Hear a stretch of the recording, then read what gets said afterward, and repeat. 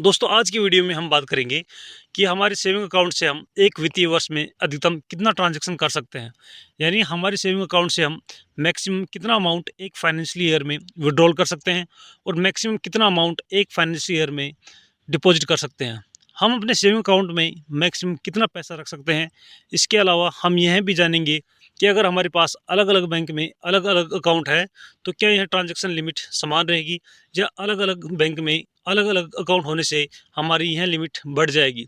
इसके साथ ही हम यह भी जानेंगे कि एक व्यक्ति अधिकतम कितने सेविंग अकाउंट खोल सकता है।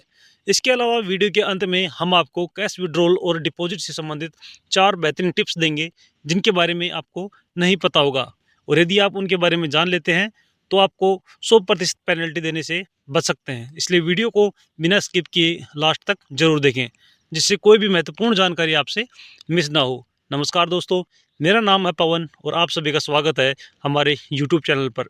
सबसे पहले हम जान लेते हैं कि हमारे सेविंग अकाउंट की मैक्सिमम विड्रॉल लिमिट कितनी होती है। यानी हम अपने अकाउंट से एक फाइनेंशियल ईयर में अधिकतम कितना पैसा निकाल सकते हैं। तो यह लिमिट 10 लाख रुपए है।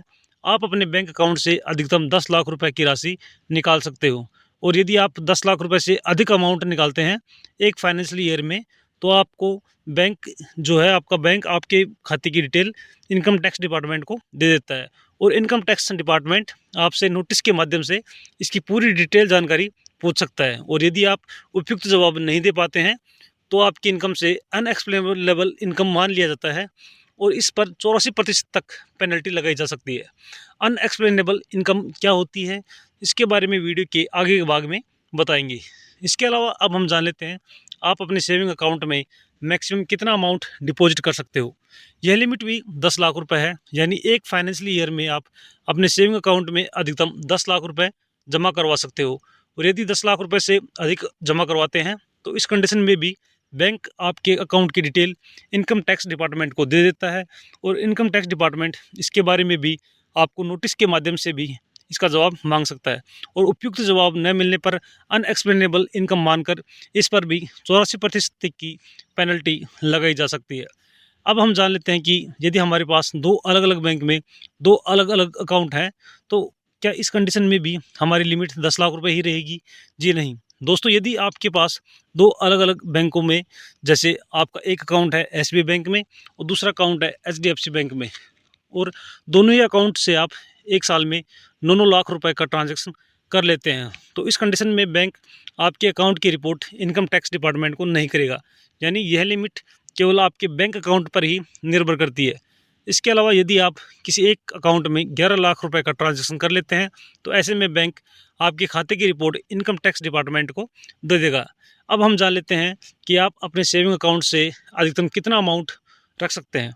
तो इस विषय में आरबीआई और इनकम टैक्स डिपार्टमेंट की ऐसी कोई गाइडलाइन नहीं है कि आप पर्टिकुलर अमाउंट आपके खाते में रख सकते हैं, यानी कि कितना आप मैक्सिमम अमाउंट आपके खाते में रख सकते हैं। लेकिन जितना भी अमाउंट आपके खाते में है, आरबीआई के नियम के अनुसार आपके अकाउंट में रखा हुआ पैसा एक्सप्लेनेबल इनकम होनी चाहिए। अब हम जान लेते हैं एक्सप्लेनेबल इनकम क्या है। जैसे हर वर्ष के अंत में जब आप आईटीआर फाइल करते हैं तो उसमें आप अपनी इनकम 15 लाख रुपए दिखाते हैं।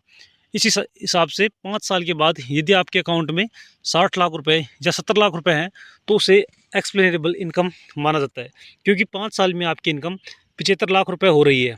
तो ऐसे में यदि 75 लाख रुपए तक आपके अकाउंट में होता है तो उसे एक्सप्लेनेबल इनकम माना जाता है। लेकिन यदि आपके अकाउंट में 2 करोड़ रुपए हैं और तो 75 लाख रुपए से एक्स्ट्रा जो 1 करोड़ 25 लाख रुपए की राशि है उसे income tax department unexplainable income मानता है और इसे ब्लैक मनी के रूप में ट्रीट करता है। इस पर 84% तक की टैक्स पेनल्टी की चार्ज की जा सकती है। अब हम जान लेते हैं कि एक व्यक्ति मैक्सिमम कितने अकाउंट खोल सकता है। इसके बारे में भी आरबीआई या इनकम टैक्स डिपार्टमेंट की ऐसी कोई फिक्स गाइडलाइन नहीं है कि आप जितना कितने अकाउंट रख सकते हैं। आप जितना चाहें उतने अकाउंट खोल सकते हैं, लेकिन अकाउंट को मेंटेन करने के लिए आवश्यक मिनिमम बैलेंस रखना ज़रूरी होता है। तो दोस्तों, यहाँ तक यदि वीडियो आपको पसंद आया है तो वीडियो को लाइक ज़रूर कर दें, क्योंकि आपका एक लाइक ही हमें वीडियो बनाने के लिए मोटिवेट करता है। अब हम जान लेते हैं हमारी आज की स्पेशल टिप्स, जो कि कैश ट्रांजैक्शन के बारे में है। यदि आपका बिजनेस है तो आप किसी व्यक्ति को एक दिन में मैक्सिमम 2 लाख से ज़्यादा की कैश सेल नहीं कर सकते हो, नहीं तो आपके ऊपर 100% पेनल्टी लगाई जाएगी। दूसरा है प्रॉपर्टी की ट्रांजैक्शन। आप मैक्सिमम 20,000 रुपये से ज़्यादा की कैश प्रॉपर्टी ट्रांजैक्शन नहीं कर सकते हैं।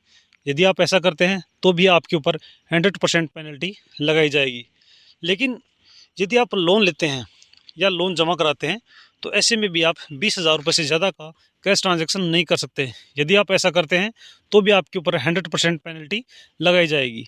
यदि आप अपने बिजनेस में एक दिन में एक व्यक्ति को 10,000 रुपये से अधिक का नकद भुगतान करते हैं तो आपके उस खर्च का टैक्स लाभ नहीं मिलेगा, यानी उस पूरे खर्च को टैक्स डिडक्शन के लिए अमान्य कर दिया जाएगा। तो दोस्तों, आज हमने सेविंग अकाउंट से संबंधित बहुत सारी जानकारी के बारे में डिटेल से जानकारी ली है।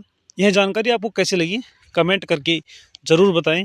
और यदि आप ऐसे ही फाइनेंस से रिलेटेड नई नई वीडियो देखना चाहते हैं जिनसे आपकी फाइनेंशियल एजुकेशन बढ़ती रहे तो आप हमारे चैनल को सब्सक्राइब जरूर कर लें। धन्यवाद।